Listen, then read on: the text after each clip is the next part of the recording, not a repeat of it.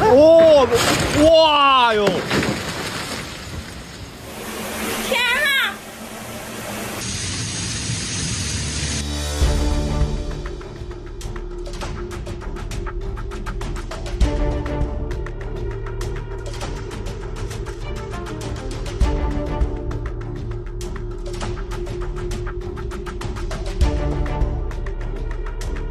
It's all covered in today's China truths. They call them homes, but dare you step inside? One tap of your foot and the floor cracks open. When it rains, the foundations collapse like sandcastles.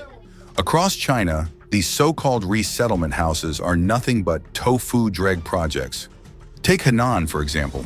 A man shows the apartment he was assigned. The walls are already peeling, the place hasn't even been cleaned, and it looks more like ruins than a new home. Netizens shake their heads. This is the textbook definition of shoddy construction. Would you really risk your life living here? Look, everyone, this is the steel and reinforced concrete. See? Is this really steel? Is this what steel should be like? Netizens joke that it can curl up with just a slight twist of the hand and say that fake steel is rampant in construction projects in China. In Yunnan, another villager presses down on his floor. It splits instantly. Then he bends the reinforcing steel with his hands as if it were plastic. Online jokes fly. Did they forget to put the steel bars in before pouring the concrete and just stomp them in afterward? If so, what's the point of rebar at all? And it's not just in the countryside. Even in Beijing's Dongqing district, a relocation project sunk after one rainfall. Some units already leak, even though families haven't moved in yet. Videos reveal building after building riddled with problems. But when residents beg for help, local officials dodge responsibility. Netizens say bluntly, this is nothing less than mocking people's lives. Elsewhere, workers literally pour cement onto loose soil and garbage, calling it a road. The ground is so uneven that you can tell it won't survive a season. How durable could this be? One resident asks. Netizens fire back. They're just pocketing the money. Supervisors? Don't bother asking, they've already been paid off. On June 26th in Anhui, a wall from a resettlement house came crashing down, smashing a car. The homeowner asked, if this had fallen on a person, who would be responsible? The government, the developer, or us?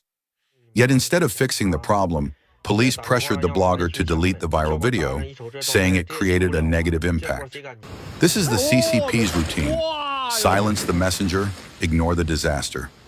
In another case, tiles kept falling from a high-rise, destroying cars and terrifying residents every time the wind blew. Today it was just my car, the blogger cried. But what if next time it's a child walking below? Who takes the blame then? Shangrao City, Jiangxi. One man was supposed to collect his keys the next day, but after filming cracked walls and sinking floors, he decided he didn't even want the house anymore.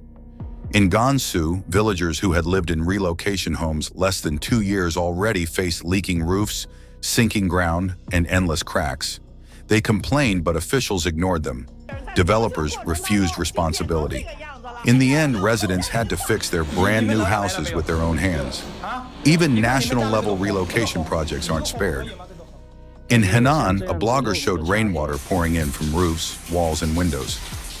He asked bitterly, this was inspected by special teams with government funding. If this isn't tofu-dreg, then what is? Can 40,000 people really feel safe here? Across China, relocation housing has become a graveyard of broken promises. Behind it lies a vicious cycle. Governments eager to hit urbanization targets, developers desperate to save money, and corrupt officials pocketing bribes. Budgets are low, deadlines are short, so corners are cut, cheap materials are used, and unqualified crews rush the work. The result? A nationwide disaster where millions are forced into homes that crumble before their eyes. In China, relocation housing has become a breeding ground for corruption and corner cutting. Local governments don't enforce real inspections, and so-called quality checks are just for show. Once problems appear, developers, property managers, and officials all play the blame game. leaving residents with nowhere to turn. Most of those affected are farmers, with little knowledge or resources to defend themselves. Compared to commercial housing, these projects have weaker funding, weaker oversight, and almost zero accountability. Perfect conditions for tofu-dreg construction. And the truth is, even luxury developments aren't immune. Take Zhengzhou. On May 27th at the Yijing Yuntuo complex, a homeowner discovered that simply rubbing the floor with a plastic bottle cap left a dent. The video exploded online. Netizens joked there wasn't any cement at all, just packed dirt. The next day, the blogger dug into the floor with his bare hands. Commenters laughed.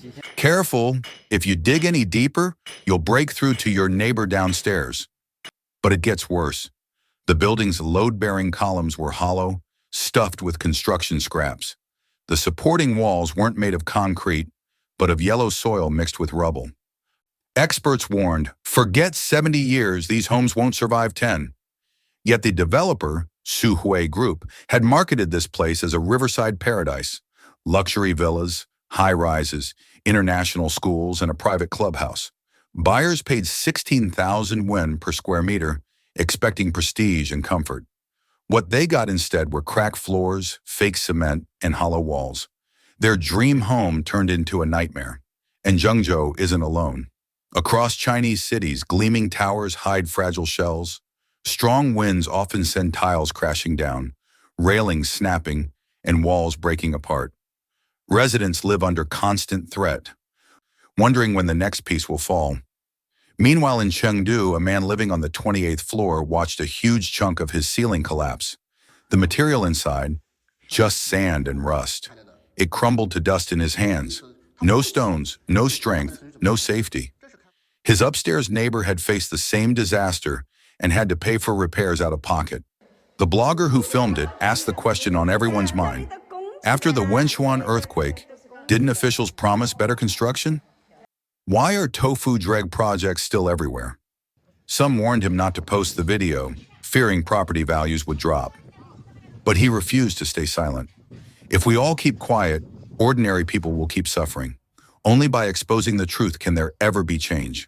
Country Garden was once hailed as a giant in China's real estate world, but its rapid build model has left behind countless ticking time bombs. On December 12th, in Guangdong's Maoming City, residents discovered that one of its complexes had been secretly built with sea sand. The high salt content corrodes steel, and the evidence was shocking. In the underground garage, chunks of concrete fell off with a single knock, exposing rusted, broken rebar. Workers on site even admitted, country garden houses? You can drill through them with ease. For 3 long months, homeowners begged for answers. Inspectors finally showed up, but only after videos went viral. Netizens revealed that ships carrying tens of thousands of tons of sea sand had sailed from the Taiwan Strait to Shanghai, and then distributed it to provinces across China, Hubei, Jiangxi, Anhui, Sichuan.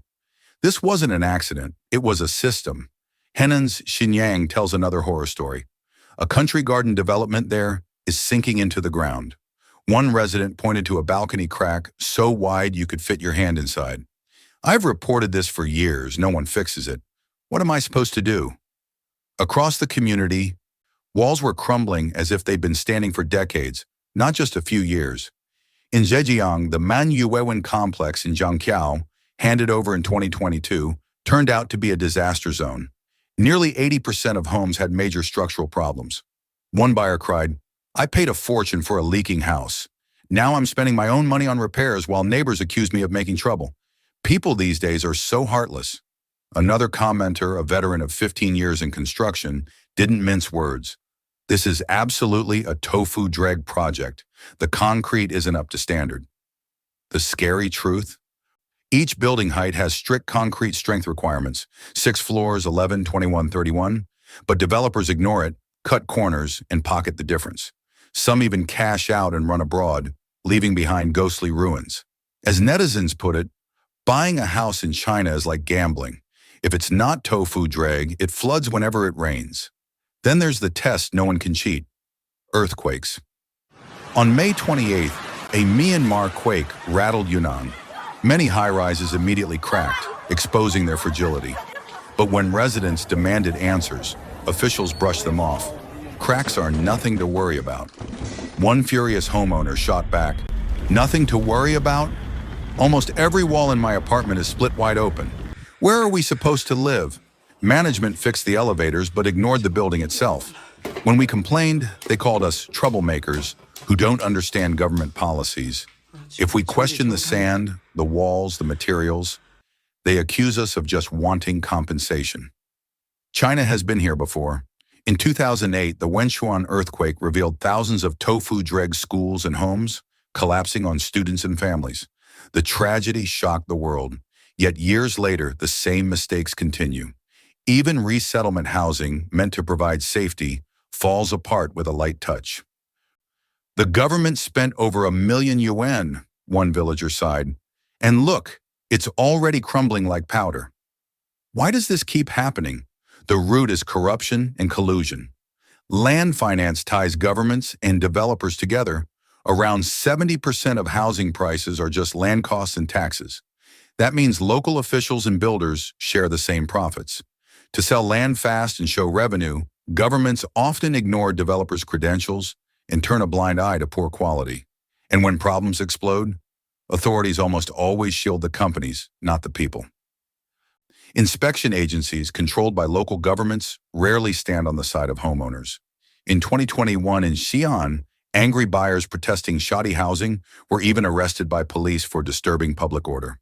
Outrage spread online, but the message was clear.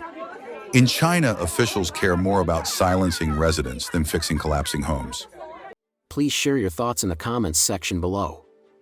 We will keep reporting on the COVID surge in China, so don't forget to subscribe to our channel and turn on the notification bell to get the latest videos. And thank you for tuning in.